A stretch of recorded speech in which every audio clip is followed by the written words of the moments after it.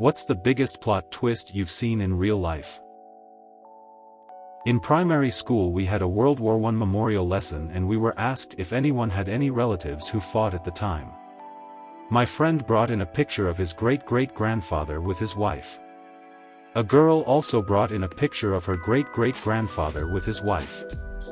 The teacher said they looked similar. She put them side by side and looked shocked.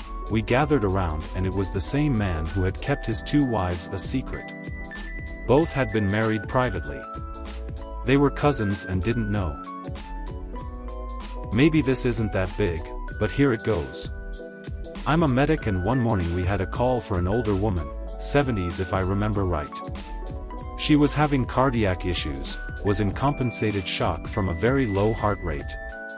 From the time we got to her home to the time we were in the ambulance she had gotten much worse. We paced her heart, and she was doing good the rest of our hour ride to the hospital. About 16 hours later we get called for a rollover car accident. Get there and we have one male in the vehicle, unresponsive. Vehicle is upside down off the road. We get him out, he is in very bad shape.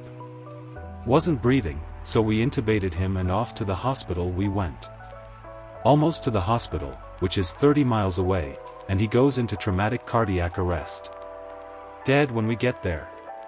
While we were on the way to the hospital we found his wallet, since we didn't know who he was.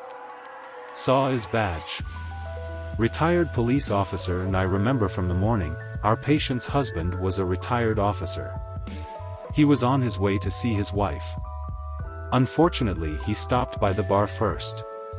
While it wasn't my job, I went with the nurse to talk to the wife and let her know what happened. She thanked me for being there for her family so much that day. My sister's boyfriend decided that he wanted to do more with his architecture skills, so he gave his 2 weeks notice and moved to Haiti to help rebuild after the earthquake. They stayed together. He had bad phone service, so they mostly kept in touch through emails. He would send her long emails with photos and stories of what they were doing.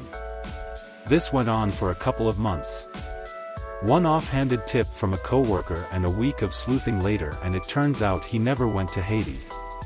He moved to Seattle to be with his fiancée and partner of 9 years. Told this before in another thread, but it's still hilarious to me. Guy I knew in high school English class was talking one winter day about how he was late to school because someone hit his mailbox. His folks made him fix it up before he went to school. He missed his ride and had to walk instead, but the school staff was cool about it and didn't punish him. A few minutes later, another girl comes into class and she's talking about how her morning sucked. She lost control going down a hill and hit someone's mailbox. She freaked out and drove off before anyone witnessed it and described a few details of the house. Mailbox guy puts 2 and 2 together and blurts out, "You hit my mailbox." He wasn't super mad about it and she turned beet red. It was hilarious at the time the way they both reacted.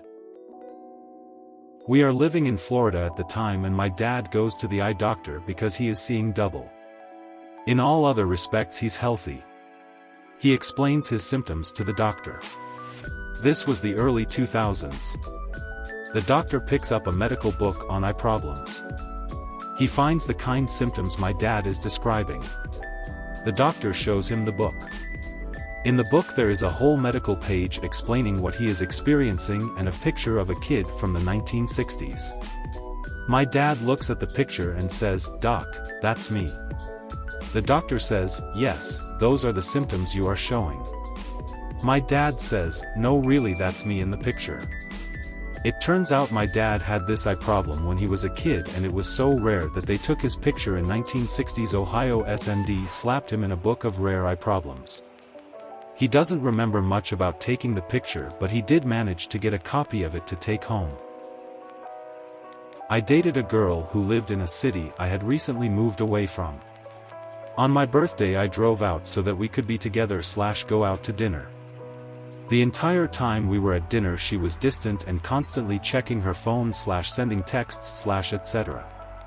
There was virtually no conversation and her constant texting was uncharacteristic and started to give me the vibe that she was either cheating on me or just not that into the relationship anymore. When we finish eating, she asks if it's okay if we stop by a mutual friend's house to pick up some weed. I reluctantly agreed, thinking it was a pretty selfish request considering it was my birthday and I don't smoke weed. As we're walking up the steps to our friend's apartment, I'm running through different ways for me to break off the relationship up until the door opens and I realize she had planned a big surprise party with a ton of my old friends, many of which she didn't even know. All of the texts and lack of attention that I had been attributing to a lack of interest in me turned out to be the exact opposite. She's a beautiful person. Was on a flight from Paris to Boston. I had the aisle seat across from a little hall of bathrooms in the middle of the plane. At one point a man from a few rows up goes into a bathroom and after a couple of minutes comes out and is just standing in the aisle, so it gets my attention. He keeps going in and coming back out, looking up towards where he is sitting. I see a woman who is sitting next to his empty seat shake her head at him, but he doesn't give up. Finally, after like 5 times of coming in and out, he finally gets the woman to come back there. The lights are out and most of the plane is sleeping, and once she comes back to him they start making out in the bathroom hallway before he goes into one and pulls her in with him. They are in there for quite a while and then he comes out and goes back to his seat, and a few minutes later she comes out and does the same. They are really flirty in their seats and about an hour later repeat it. The man goes in and then she joins him. They end up doing this 3 times throughout the flight. My husband, who is sitting next to me, has caught on to what they are doing as well, and we made a joke about how they must be newlyweds on their honeymoon. We get off the plane and the woman is standing at the gate waiting and the man is nowhere in sight. As the people from the back of the plane get off, a completely different man goes up to her and gives her a kiss on the lips and asks her if she was able to get any sleep on the flight and calls her dear. Then they walk off towards the luggage area with their arms around each other.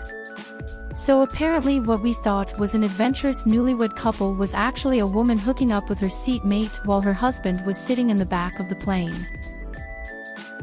I worked for a bank at their call center as a workforce admin. We had a supervisor with a higher than normal personnel rotation. People would be doing okay, then suddenly their numbers would drop and quit. In one of those, the guy quitting made a big fucking scene, called him out, insulted him, pushed him around and ended up being restrained by other coworkers.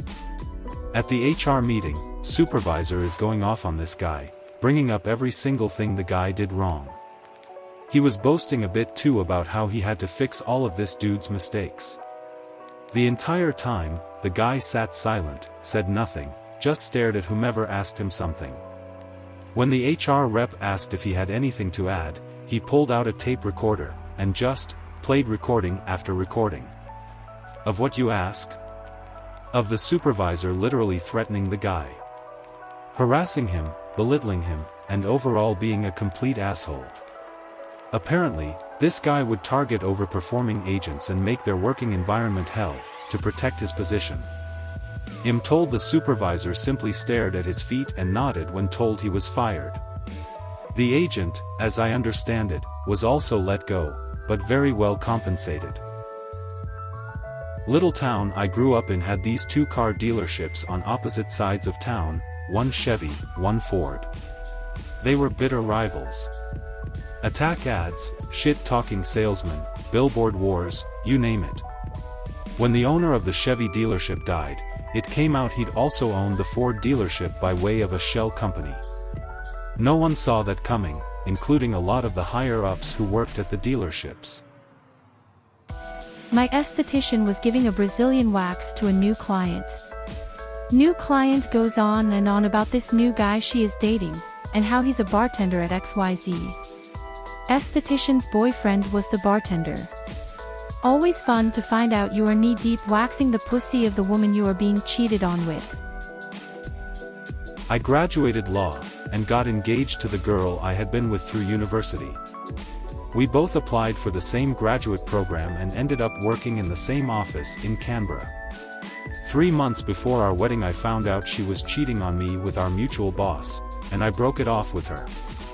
Long story short, it got really, really ugly and the two of us ended up in a very bitter court case over property. Canberra is a pretty small city and the legal world is pretty bloody small there, too, and everywhere I went I bumped into my ex. It was beginning to seriously get me down, her too, as it transpired, and I applied for an Australian government overseas development job in Tuvalu, a Pacific island with about 11,000 population.